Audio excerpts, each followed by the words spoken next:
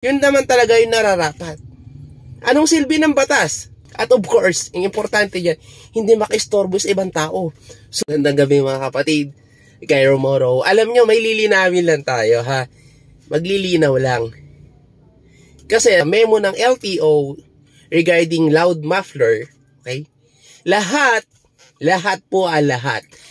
ng motor, no, hindi dapat lalagpas ng 99 decibel meter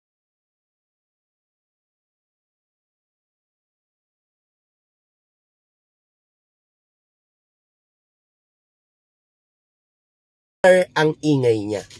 Okay? Lahat. Either small cc, big bikes, super bikes, adventure bikes, etc.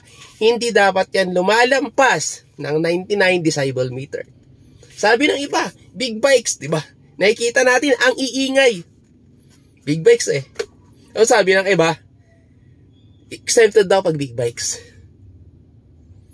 Dahil malakas daw yung makina. Mga kapatid, lahat ng gumagawa ng big bikes, kinokontrol nila ang ingay ng tambutso nila bago nila ibenta sa merkado.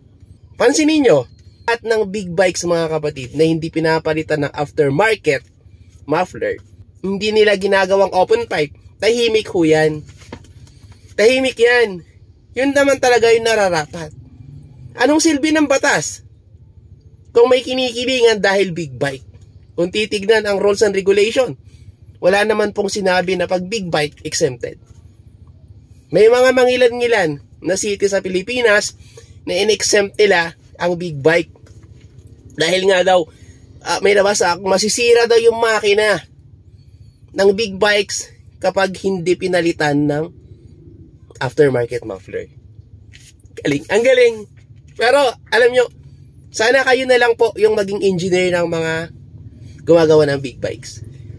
Kaya ginagawa yung stock pipe, mga kapatid, para ma-prolong yung shelf life ng bike. At of course, ang importante dyan, hindi makistorbo sa ibang tao. So what's the use of the law na bawal ang loud pipes pag exempted din pala ang mas maingay na makina or mas malakas na makina sa loud pipes? Diba? So, ayaw ko mang isipin, ayaw ko mang sabihin, pero nagbabanggaan pa rin eh. Mahirap kasi kami, mayaman kayo, ka-exempted kayo. Diba?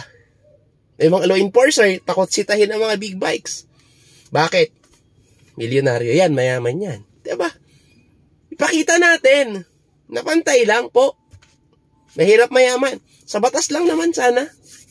Ano po? Ganda gabi.